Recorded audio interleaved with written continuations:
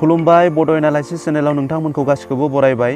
बे भिडिअनि गेजेरजों आं नोंथांमोननो फोरमायनो नाजागोन भारतनि NSG कमान्ड एबा नेशनेल सिकिउरिटी गार्डनि सोमोन्दै। NSG एबा नेशनेल सिकिउरिटी गार्डआ माबोरै नेशनेल सिकिउरिटी गार्डआव जयेन जानो हायो, एलिजिबिलिटी क्राइटेरिया मा बेफोर गासैनिबो सोमोन्दै आं नोंथांमोननो फोरमायनो नाजागोन। नोंथांमोना NSG एबा नेशनेल सिकिउरिटी गार्डनि सोमोन्दै मिथिनो गोसो दङब्ला बे भिडिअखौ जोबजासिम नायलां। लोगोफोर, भारतनि गोहोगोरा रैखाथि हान्जाफोरनि गेजेराव NSG एबा नेशनेल सिकिउरिटी गार्डआबो मोनसे। बेयो मोनसे डेपुटेशन सार्भिस। बेखौ भारतनि ब्लेक केट एबा ब्लेक कमान्डो होन्नानैबो मिथिनाय जायो। NSG खौ 1984 मायथाइयाव दानाय जादोंमोन। 1984 मायथाइनि अपारेशन ब्लू स्टारनि खोथाखौ नोंथांमोना हयथ' बयबो मिथिखायो जानांगौ। बे अपारेशन ब्लू स्टारनि उनावनो NSG खौ दानाय जादोंमोन।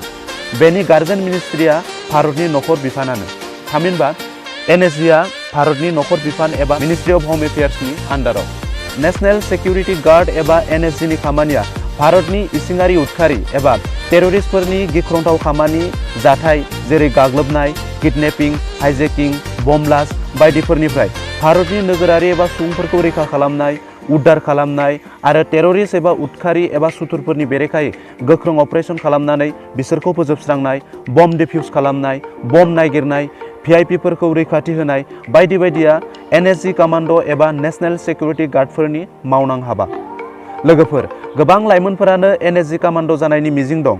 जायफोरा NSG जानो गोसो बिथांमोना मिथिना लानाया गोनांदि NSG कमान्ड जानो थाखाय थोंजों लामा एबा राहा जेबो गैया।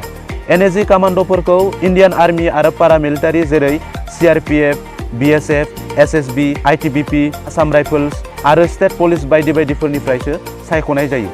थामहिनबा NSG कमान्ड जानोब्ला गिबियावनो इन्डियान आर्मी नङाब्ला BSF, CRPF, Assam rifle, SSB बायदि बायदिनि रौनिया जाग्रोनाया गोनां। NSG एबा नेशनेल सिकिउरिटी गार्डआव 53% कमान्डखौनो इन्डियान आर्मीनिफ्राय सायख'नाय जायो आरो 47% पारामिलिटारि फर्सनिफ्राय सायख'नाय जायो। NSG आव गाहायै गासै मोननै ग्रुप एबा हान्जा दङ। बेफोर जादों स्पेशल एक्शन ग्रुप SAG आरो special ranger group SRG। Special action group SAG खौ NSG नि गाहाय गांखं होननानै बुंनाय जायो। बेनि गाहाय हाबा एबा खामानिया उदखारि एबा टेररिस्टफोरनि गिख्रंथाव खामानि जाथाय बायदिनि बेरेखायै संदाननाय एबा अपारेशन खालामनाय, टेररिस्टफोरनि गाग्लोबनाय, हाइजेकिं, किडनेपिं बायदि बायदिनिफ्राय रैखाथि होनो मिशन खालामनाय आरो बायदि बायदि। स्पेशल एक्शन ग्रुप SAG आव खालि इन्डियान आर्मी सल्जाराल' जयेन जानो हायो एबा SAG आव इन्डियान आर्मीनि सोद्रोमा एबा सान्थ्रिफोरखौल' लानाय जायो। स्पेशल रेन्जार ग्रुपनि मावनां हाबाया हादरनि मन्त्रि, गेदेमा सुबुं, रायजोनि गिबि मन्त्रि, VIP, VVIP बायदि बायदि सुबुंफोरखौ रैखाथि होनाय। स्पेशल रेन्जार ग्रुपनि सोद्रोमाफोरखौ इन्डियान आर्मी आरो पारामिलिटारि जेरै BSF, CRPF, SSB, Assam rifle, state police बायदि बायदिनिफ्राय सायख'नाय जायो।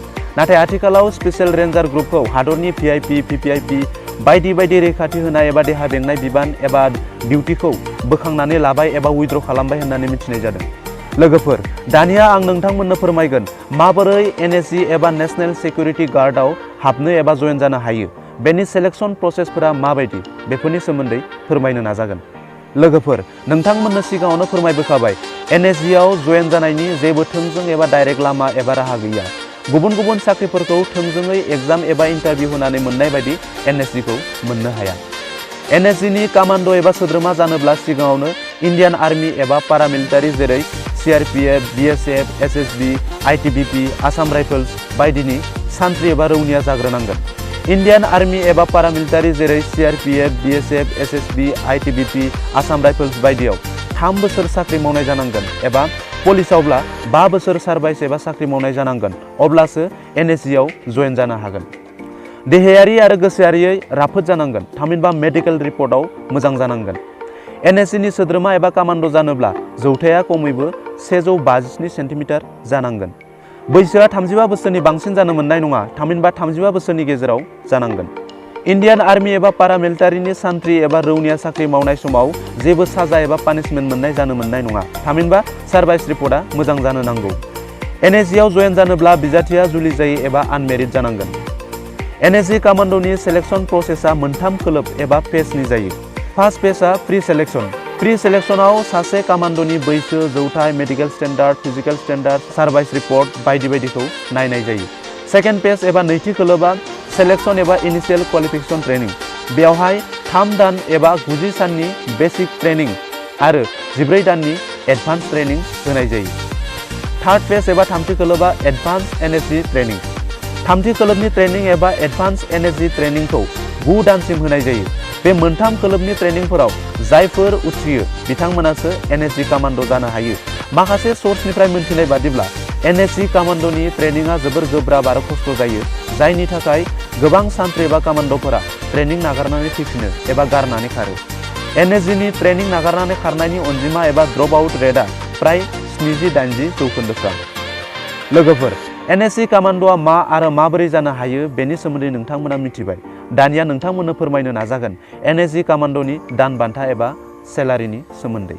एनएसजि कमान्ड' जानाया जोबोर गोब्राब, नाथाय बेनि दान बान्था एबा सेलारिया थारैनो जोबोर गोजौ एबा गोबां। सरासनस्रा सासे एनएसजि कमान्ड'नि दान बान्थाया खमैबो 84,000निफ्राय जागायनानै 2,50,000 जायो। एनएसजि कमान्ड'आ मोनसे डेपुटेसन सार्भाइस। बेनि सार्भाइस पिरियड एबा सिबिथाय सम सीमाया 3 बोसोरनिफ्राय 5 बोसोरसिमहालागै जायो। सिबिथाय सम एबा सार्भाइस पिरियडआ जोबोब्ला जाय रौनिया हान्जानिफ्राय फैदोंमोन बेवहाय थिनहरफिननाय जायो। थामहिनबा इन्डियान आर्मिनिफ्राय एनएसजिआव जयेन जादोंमोनब्ला सार्भाइस पिरियडआ जोबोब्ला इन्डियान आर्मियाव एखे इउनिटआवनो दैथायहरफिननाय जायो। पारामिलिटारि फर्सनिफ्राय मोनब्ला पारामिलिटारि फर्सआवनो दैथायहरफिननाय जायो। लोगोफोर, दिनैनि भिडिअआ बेखिनियानोसै। नोंथांमोना भिडिअखौ मोजां मोनदोंब्ला लाइक, कमेन्ट आरो शेयार खालाम। गोजोन्थों।